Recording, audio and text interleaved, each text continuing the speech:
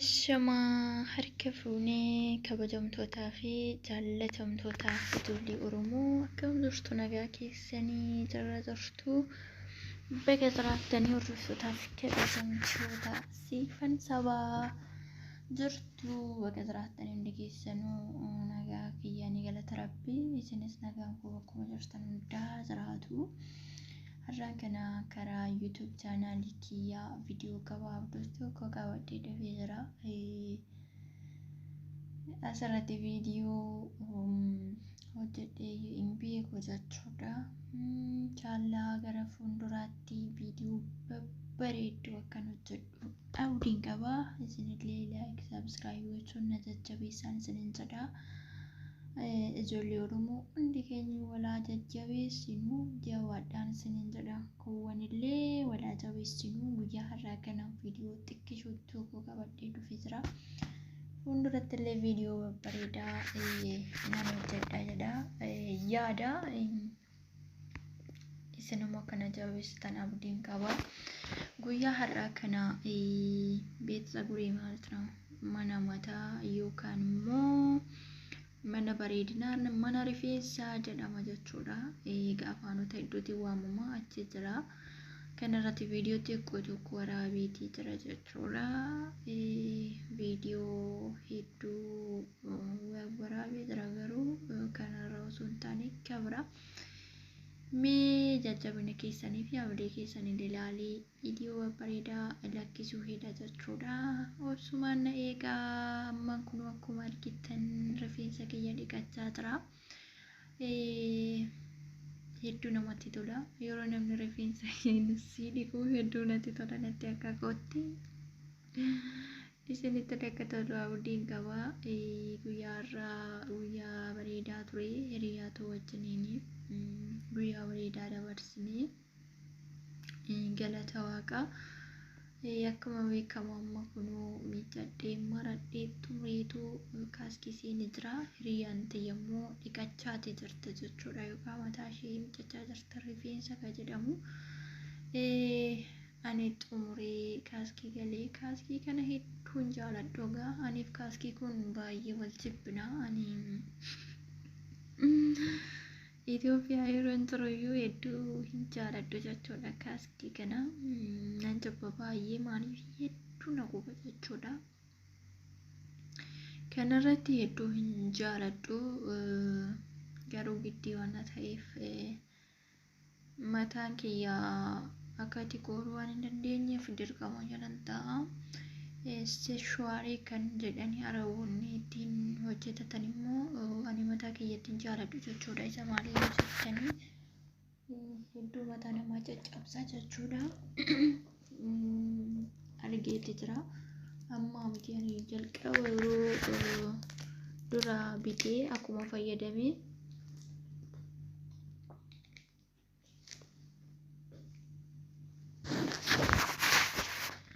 guyyaa lama almost akkasittiin afuufee mataa kiyya hedduu caccabse jechuudha. Akkuma qoraan wayii godha jechuudha. Ergisii itti hin deebine mana mataa yoo hin deemullee dirqama obsee kaaskii kana jala taa'aa malee sanaan hin fayyadamu jechuudha. Mataaf gaarii miti. Tokkoffaarratti rifeensi keenyii fi rifeensi arabootaa tokko miti. Garaagarummaa hedduu qaba akkuma beektanii. Kanaatiif isaan yeroo hedduu shaaworii yoo galan sanuma fayyadamanii jechuudha. Yeroo isaaniillee dubartiin isaaniillee nuyi garuu mataan keenya fi mataan isaanii tokko miti. Mataan kiyya garuu jabaataa miti. Yookaan immoo yaabbateellee wanti na rakkisuu miti.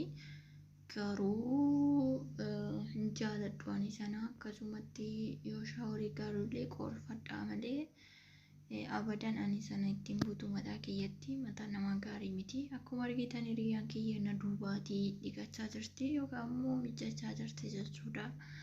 Ani xumuree booda ishiitu itti darbaa waanan viidiyoo ilaalaa jiruudhaaf malee.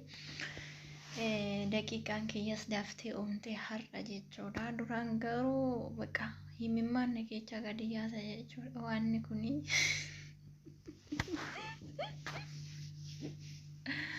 akkuma argitanii hedduu hin jaaladhu jechuudha dhugaa dubbachuu fi kun akkasitti isheenis xumuraa jirti anis xumuruuf jira. Egaa jibbanii isheen firiiziidha kan isheen hojjetatte ani mataa firiizii hojjetachuu hin jaaladhu jechuudha. Straight yookaan immoo shurrubbaa kan jennu jechuudha biyya keenyatti. Oromiffaan maal jedhama? Yaa shurrubbaa maalti? Immoo maaliif beeku?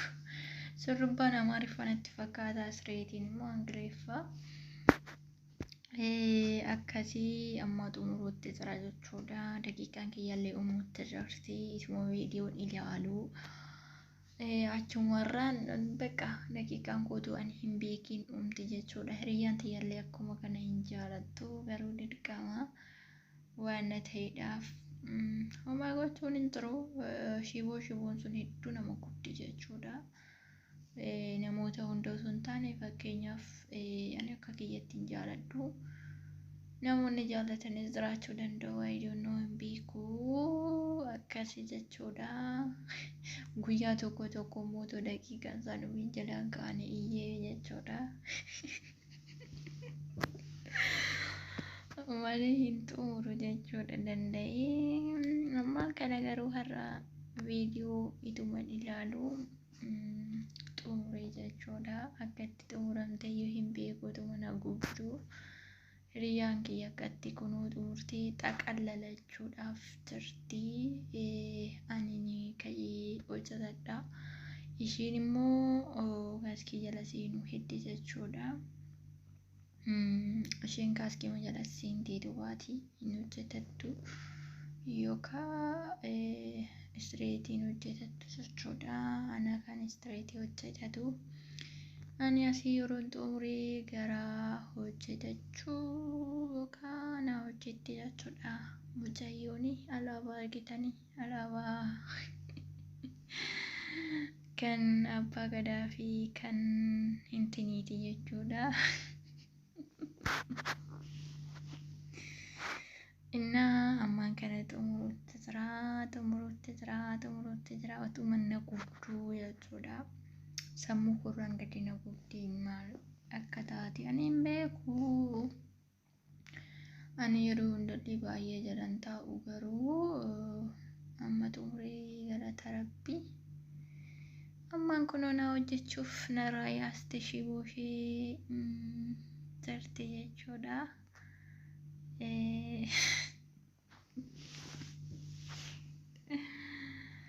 Akkasitti hedduu namatti tola. Kottaa fayyadamaayi qeensa keessan sirreeffachuu dandeessanii rifeensa keessan bakka mana bareedinaati walumaa gala wantoota barbaadan ijoollee Itoophiyaa yoo taate kan achi keessa hojjetu. Zeegaan biyya biraas hin jira jechuudha. Filiippotaan Gaanaa namoota hedduutu achi keessa hojjeta garuu nuuf egaa Itoophiyaa hojjeta jechuudha. Kunoo amma shurrubbaa kiyya hojjetachaan jiraanii akkuma argitanii mucayyoo wajjin wal takattagnaa jirra. Ishiin shurrubbaan hojjetati yookiin straightiin hojjetati ni fariizii yookaan maree jalasaa jetti. Ani shurrubbaa kiyya maruu hin jaaladhu hin barbaadu jechuudha. Yeroo hundayyuu straightii hojjetadha malee hin hojjetadhu jechuudha. Firiizii minaamni maaliif akka ta'e hin beeku. Akkasii kunoo xumuruutti jira jechuudha. Hiriyyaan tiyyas kaaskii jalaa jirti. Taraan kan isheeti ammoo isheenis hin jaalattu.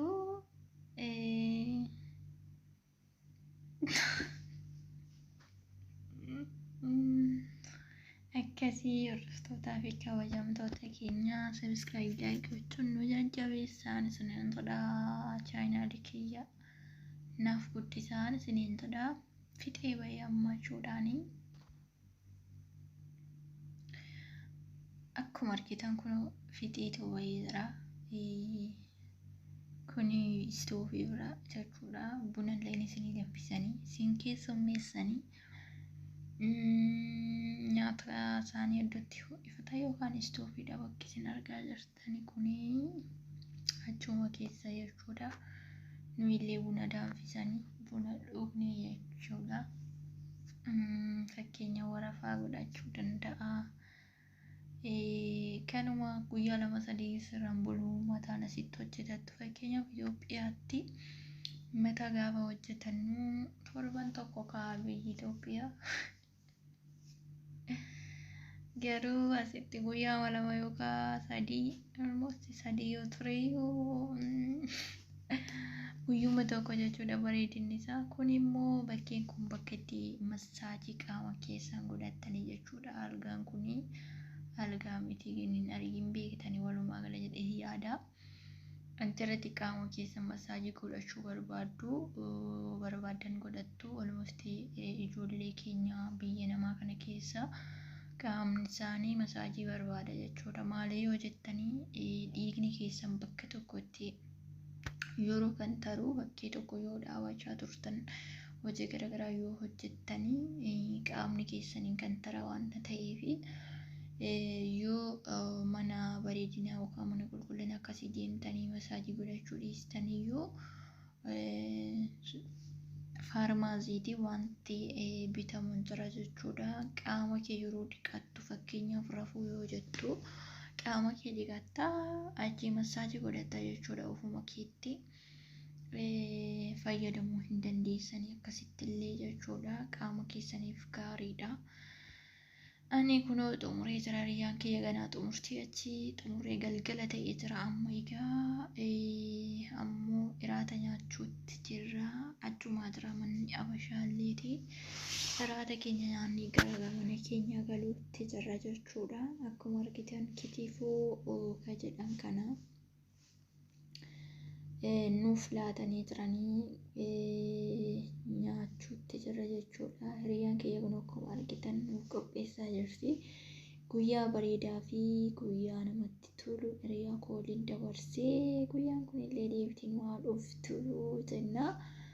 Akkasii amma egaa nagaatti waliin jennee mataa keenya xumurree uffata ganaa jenneetu gara manaatti galuuf sirra gaammoo galgala ta'ee jira yeroon kun jechuudha.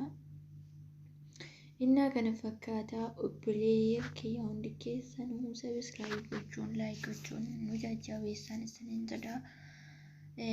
Ijoollee Oromoo hunduu wal haa jabeessinu. Yoo nuti wal jabeessine malee namni alaa dhufee nu jabeessu hin jiru. Kanneen kaanillee jabaadhaa jennaa.